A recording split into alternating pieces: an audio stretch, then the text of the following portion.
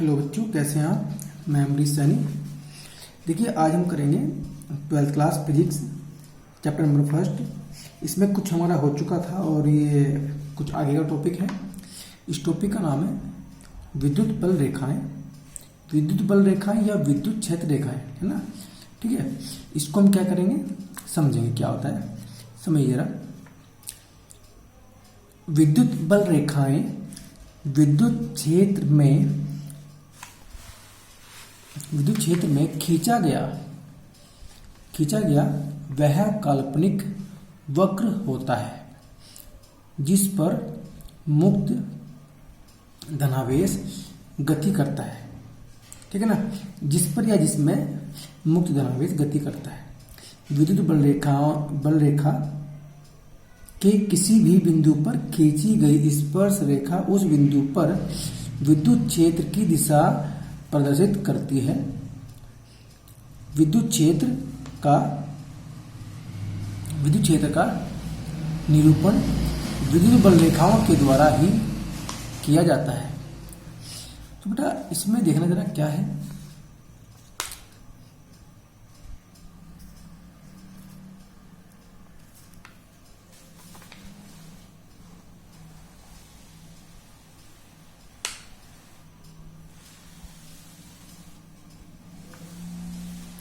तो बेटा, हम इसको जरा करते हैं। आइए हम जरा इसको समझते हैं। इसमें क्या कहा गया है। इस क्वेश्चन में, इस हेडिंग में बोला गया है कि विद्युत बल रेखाएं। तो बेटा, विद्युत बल रेखाएं जो होती हैं वो हमारे कुछ इस प्रकार से होती हैं। सपोज हमने क्या किया, हमने एक प्लस क्यू आवेश लिया है और दूसरा हमने कोई माइनस क्यू आवेश लिया है। ठीक है, इस प्रकार से हमारे पास दो आवेश हैं। तो ये जो दोनों आवेश होंगे, हमें पता है, हमने ये पढ़ा था कि भाई इसमें से क्या होता है, बाहर की ओर क्षेत्र जाता है ना। और इसका जो क्षेत्र होता है वो अंदर की ओर होता है। ठीक है, तो इसकी कुछ कंडीशन होगी हमारे पास। इसको हम इस तरह से दिखा देंगे कि इस तरह से।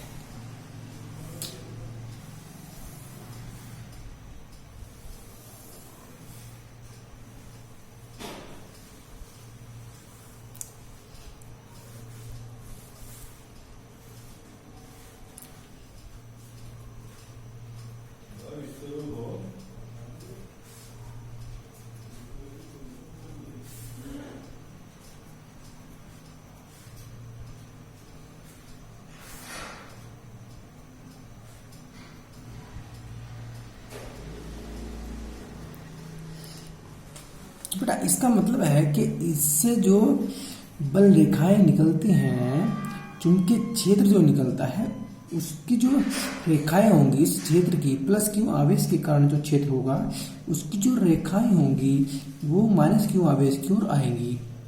ठीक है, इस तरह से। और इसमें कंडीशन ये होती है कि ये एक वक्राकार रूप में होती है, वक्र के जैसी होती है। ठीक है ना, तो इसलिए हम इसको प्लस से माइनस की ओर दिखाएंगे। ये हमारा डायग्राम होगा। ठीक है ना।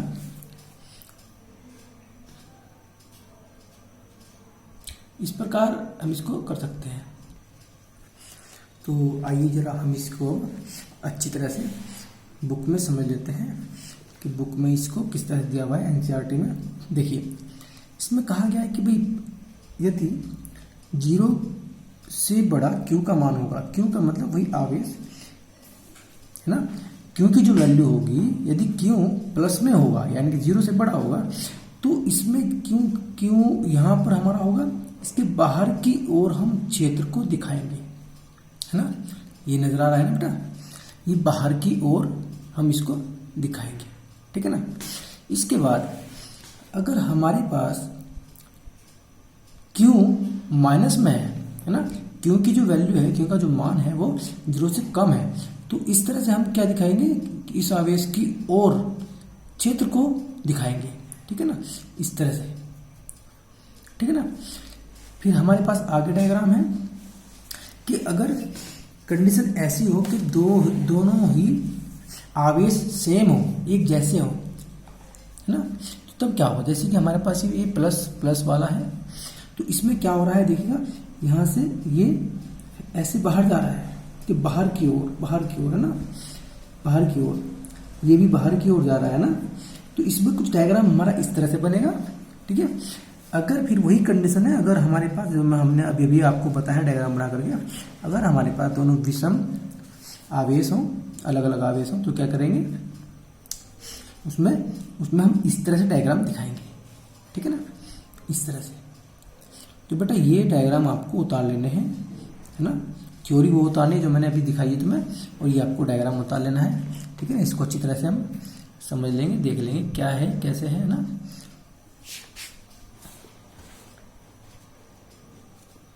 अच्छी तरह से आप देख लीजिएगा, थोड़ा जूम कर देता हूँ, थोड़ा साफ नहीं दिख रहा ना।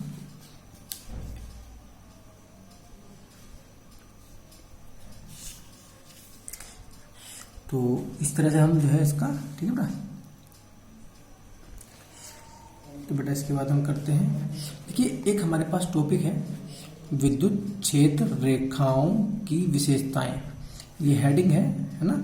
इसमें आपको कुछ पॉइंट लिखने हैं और मैं आपको बता रहा हूँ, जरा ये देखिएगा।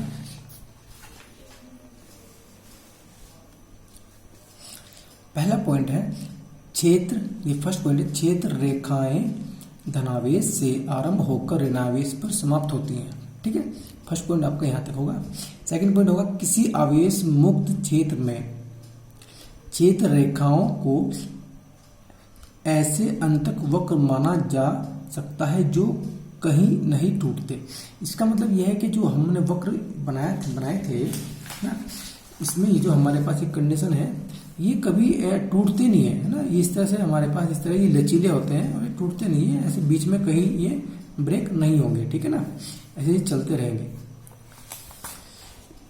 इसके बाद हमारे पास थर्ड पॉइंट है दो क्षेत्र रेखाएं, यदि हमारे पास दो क्षेत्र रेखा हो, दो क्षेत्र रेखाएं एक दूसरे को कदापि यानी कि कभी भी नहीं काटती हैं, ठीक है।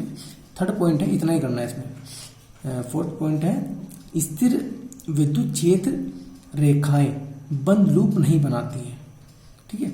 इसका मतलब यह है कि वो लूप को बंद नहीं करती, यहाँ एक जगह से लूप को बंद नहीं करती है। मतलब जैसे कि हमारे पास ये है, यहाँ से यहाँ तक तो आएगी, ठीक है ना, लेकिन ये इस तरह से बंद नहीं करेगी, ठीक है ना, यहाँ से यहाँ तक आएंगे इस तरह से ओनली। तो ये कंडीशन है, 4 पॉइंट ये आपको कर लेने हैं, ठीक है बेटा। इसके बाद हम अगला टॉपिक पढ़ेंगे विद्युत क्षेत्र, ठीक है, मोस्ट इम्पोर्टेंट है। अच्छा तो बेटा जरा एक बात थोड़ा और देख लेते हैं। ये जो विद्युत बल रेखाओं की विशेषताएं थी, कुछ मैंने इस प्रकार से भी देख सकते हैं, ठीक है। हम यहाँ से भी इनको नोट कर सकते हैं। वही हमारे पास पॉइंट है, विद्युत बल रेखाएं धनावेश से आरंभ होती हैं और ऋणावेश पर समाप्त हो जाती हैं। नंबर 2 पॉइंट है, दो बल रेखाएं एक दूसरे को कभी नहीं काटती। नंबर 3 है, बल रेखाएं खींची हुई लचीली डोरी की तरह लंबाई में सिकुड़ने का प्रयत्न करते हैं, ठीक है नहीं। इसका मतलब क्या है, इसका मतलब ये है कि अगर हमारे पास में ये प्लस क्यू आवेश है और ये माइनस क्यू आवेश है, और इनमें जो अट्रैक्शन फोर्स होगा इस तरह से ना, ये एक दूसरे की ओर अट्रैक्ट होंगे, तो ये क्या करेंगे, ये अपनी एक दूसरे को अपनी ओर खींच लेंगे और ये सिकुड़ने का काम करते हैं, है ना, समझ में आ रही ना बात। तो इस तरह से ये हमारे पास ये कंडीशन इस तरह से भी होगी, ठीक है ना। यही कारण है कि विपरीत प्रकृति के आवेशों के बीच आकर्षण होता है।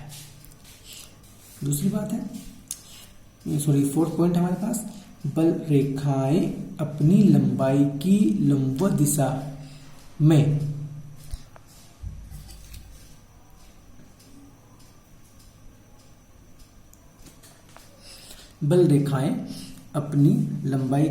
लंबवत दिशा में एक दूसरे से दूर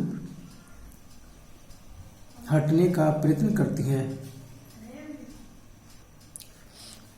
तो इस तरह से हम ये सारे पॉइंट आसानी से कर लेंगे, ठीक है ना। बल रेखाएं अपनी लंबाई की ओर लंबवत दिशा में एक दूसरे से दूर हटने का प्रयत्न करती हैं। यही कारण है कि समान प्रकृति के आवेशों के बीच प्रतिकर्षण होता है। समरूप, नेक्स्ट पॉइंट है, समरूप क्षेत्र में खींची गई बल रेखाएं परस्पर समांतर होती हैं तथा एक दूसरे से समान दूरी पर होती हैं। ठीक है, तो बेटा हमारे पास नेक्स्ट टॉपिक है वैद्युत फ्लक्स, इलेक्ट्रिक फ्लक्स। वैद्युत फ्लक्स को हम क्या करते हैं समझिए जरा। किसी वैद्युत क्षेत्र में काल्पनिक पृष्ठ से गुजरने वाली विद्युत बल रेखाओं की संख्या को वैद्युत फ्लक्स कहते हैं। इसे फाई से प्रदर्शित करते हैं या फाई से प्रदर्शित किया जाता है। ठीक है, इसका मतलब यह है कि हमारे पास कोई भी, ये हमारे पास क्षेत्र है, ये वैद्युत क्षेत्र है भाई, ये वैद्युत क्षेत्र बना हुआ है हमारा, है ना, ऐसे डायरेक्शन जो दिखा रखे, इसे हम ई से डिनोट कर देते हैं क्षेत्र को, है ना। और ये जो है ये हमने कोई काल्पनिक पृष्ठ खींच दिया। काल्पनिक पृष्ठ का मतलब ऐसे ही गोला बना दिया जो कि हमारा गोला नहीं है, वो काल्पनिक है ना। उसके अंदर से जितनी चुंबकीय क्षेत्र की रेखाएं गुजर रही होंगी, उन रेखाओं की जो संख्या होती है उसको कहते हैं हम विद्युत फ्लक्स। ठीक है, और इस काल्पनिक पृष्ठ को हम क्या कहते हैं, इसको काल्पनिक पृष्ठ कह सकते हैं या गौसीय पृष्ठ या गौसियल पृष्ठ भी कहते हैं। ठीक है, नेक्स्ट इसमें थोड़ा नोट है। नोट में दिया हुआ है कि यदि हमारे पास कोई क्यू आवेश है और क्यू आवेश के चारों ओर कोई क्षेत्र है, इसमें यदि हमने दो काल्पनिक पृष्ठ लिए हैं, एक तो हमने क्यू आवेश के पास में रख दिया, एक थोड़ा डिस्टेंस पर यानी कि दूरी पर रख दिया, तो सिंपल सी बात है जो पास में होगा उससे चुंबकीय क्षेत्र रेखाएं जो होंगी वो ज़्यादा निकलेंगी और दूर वाले से कम निकलेंगी। ठीक है, इसलिए ये इसका फ्लक्स जो होगा वो Q1 मान लिया हमने, इसका 2 मान लिया, है ना, Q2। S1 का मतलब है सरफेस यानी कि सतह, सरफेस 2 सरफेस 1। तो इस तरह से हम कह सकते हैं कि भाई इसमें जो फ्लक्स है वो पहले वाले पृष्ठ में ज़्यादा होगा, है ना। इसलिए हमने क्या किया, Q1 जो है वो Q2 से बड़ा दिखाया, है ना। फिर नोट है, पृष्ठ क्षेत्र की आवेश से दूरी बढ़ाने पर फ्लक्स कम हो जाता है। ठीक है ना, फ्लक्स कम हो जाता है। अच्छा तो बेटा आज इतना ही करेंगे इसमें।